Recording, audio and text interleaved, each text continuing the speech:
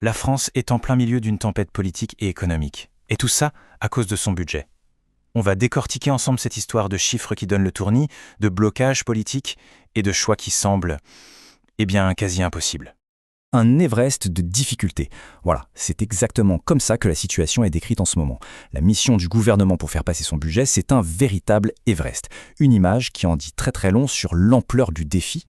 Pour bien situer, imaginez un peu la scène, on est fin 2025, le gouvernement est complètement paralysé, incapable de faire voter le budget du pays pour une des plus grandes économies d'Europe. Les conséquences sont, vous vous en doutez, absolument colossales. Alors, pour comprendre comment on en est arrivé là, il faut commencer par le commencement. Le blocage politique. C'est vraiment le point de départ de toute cette histoire, avec un Parlement qui est profondément divisé.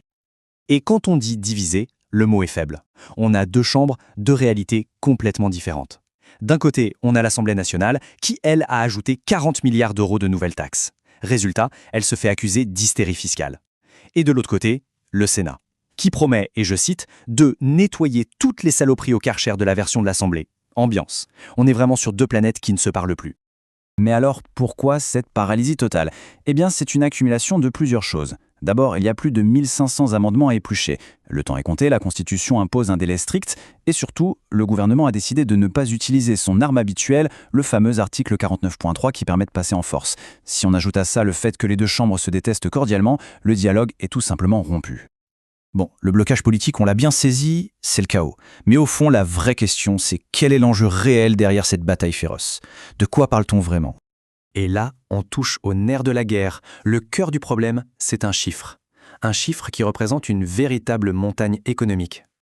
Il faut bien voir que ce n'est pas un problème qui est apparu hier. Ce graphique est très clair. Depuis plus de 20 ans, les dépenses publiques, que ce soit celles de l'État, des régions ou de la Sécu, n'ont fait que grimper, creusant le déficit année après année. Et logiquement, la dette a suivi.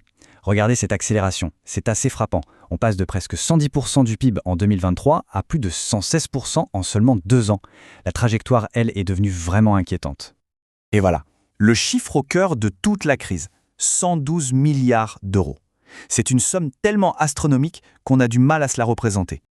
Mais qu'est-ce que ça veut dire concrètement ce chiffre ? C'est ce que les économistes appellent l'ajustement budgétaire. En gros, c'est la somme totale qu'il faudrait trouver, soit en coupant les dépenses, soit en augmentant les impôts, pour que la dette arrête enfin de grimper et de partir en vrille. C'est pour faire simple, la taille du trou à combler. D'accord, alors la question à 112 milliards d'euros, c'est comment on les trouve ? On va voir les options qui sont sur la table et vous allez voir chaque plat de ce menu est particulièrement douloureux. Première grande option, on réduit les dépenses. Par exemple, si on gèle le budget de l'État, on économise 7,2 milliards. Si on décide de ne pas revaloriser les retraites de base pendant 1 an, hop, 2,6 milliards de plus. On gèle les aides au logement, les allocs familiales, 1,3 milliard. Chaque ligne, ce sont des milliards d'économies. Mais c'est aussi un coût social très très lourd. L'autre côté de la médaille, bien sûr, c'est d'augmenter les recettes, donc les impôts. On pourrait augmenter la TVA, ça rapporterait 6 milliards. Augmenter l'impôt sur le revenu pour tout le monde, presque 7 milliards. Et puis, il y a l'option la plus radicale, rétablir la taxe d'habitation. Ça rapporterait quasiment 22 milliards d'euros. Encore une fois, des recettes massives, mais avec un coût politique et économique certain. Et là, on comprend tout de suite mieux pourquoi le Parlement est paralysé. Aucune de ces options n'est simple. Que ce soit augmenter les impôts ou réduire les aides sociales, ce sont des décisions qui sont politiquement explosives. Et personne n'a vraiment envie d'être celui qui appuie sur le bouton. Du coup, face à ce mur, que peut faire le gouvernement ? Ces options sont très limitées et toutes sont risquées. On va essayer de naviguer ensemble dans ce qui ressemble à un véritable labyrinthe constitutionnel. En gros, il reste 3 chemins possibles. Le premier, le compromis, vu l'ambiance, ça semble totalement illusoire. Le deuxième, si le délai est dépassé, le gouvernement pourrait utiliser des ordonnances pour faire passer le budget. C'est légal, mais politiquement, c'est très très contesté. Et la troisième option, ce serait de voter une petite loi en urgence, juste pour pouvoir continuer à collecter les impôts, ce qui en fait ne ferait que repousser le vrai problème. Le vrai souci, comme le résume très bien cet expert, c'est que sans accord et sans le 49.3, le gouvernement est piégé. Le Sénat, qui est contrôlé par l'opposition, a dans les faits un véritable droit de veto. Il peut tout bloquer, et ce, indéfiniment.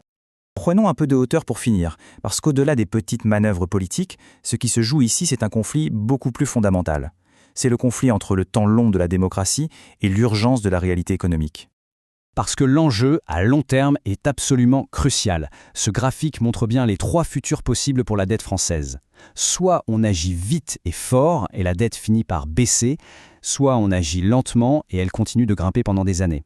Soit on trouve une voie médiane et elle se stabilise mais à un niveau très très élevé. Le choix d'aujourd'hui ou le non-choix dessine la trajectoire de demain. Il faut bien comprendre que ne rien faire, c'est aussi une décision. Et les choix qui seront faits ou qui ne seront pas faits dans les semaines qui viennent ne sont pas anodins. Ils vont véritablement façonner le paysage économique de la France pour les 10 prochaines années. Et tout ça nous laisse avec une question finale, une question vertigineuse. Quand un problème économique devient aussi énorme, aussi écrasant qu'une montagne de dettes, est-ce qu'un système démocratique, avec ses divisions, ses lenteurs, ses compromis difficiles, est-ce qu'un tel système est encore capable de trouver une issue ? C'est peut-être ça le véritable enjeu de la crise que la France traverse aujourd'hui.